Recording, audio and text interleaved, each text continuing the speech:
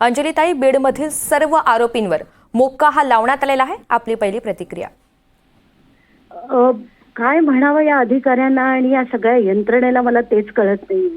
मोक्का आज जर त्यांनी लावला असेल, पहिल्या दिवशीपासून आपल्याला माहितीये की हे क्रूर क्रूर क्रूर असं कृत्य होतं. सगळ्यांना माहितीये की तेव्हापासून 7 जणांनी संतोष देशमुख यांची हत्या केली होती.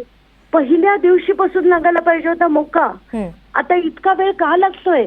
Maharashtra control of organise crime, हे ऑर्गनाइज क्राईम होतं हे आपल्या सगळ्यांना पहिल्या दिवशीपासून माहितीये. 1 महिना लागला त्यांना ते सांगायला.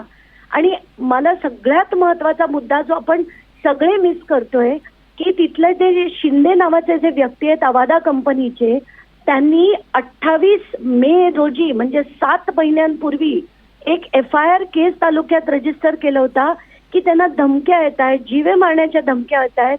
28 मेला त्यांचं अपहरण देखील करण्यात आलं होतं आणि केस तालुक्यातल्या पोलिसांनी काहीच त्यांच्यावर कारवाई केली नाही. आज ती जर तेव्हा कारवाई झाली असती वाल्मिक कराड, सुदर्शन घुलेंवर, तर आज संतोष देशमुख आपल्यात असते. पण हे तेव्हाही केलं नाही. 7 महिने कारवाई झाली नाही.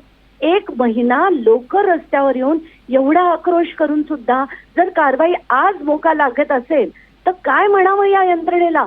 इतका इतका इतका राजकीय दबाव, काय म्हणायचं या लोकांना? म्हणजे तुम्ही राजकारणासाठी लोकांच्या जीवाचे प्राणावर पण तुम्ही बुलडोझर फिरवणार का? आता हद्द झाली आहे ही सगळ्याची. आणि काही एवढा मोठा तीर मारला नाही यांनी मोका लावून, हे पहिल्या दिवशी लावायला हवं होतं. निश्चित. अंजलीताई, धन्यवाद आपल्या प्रतिक्रियेसाठी.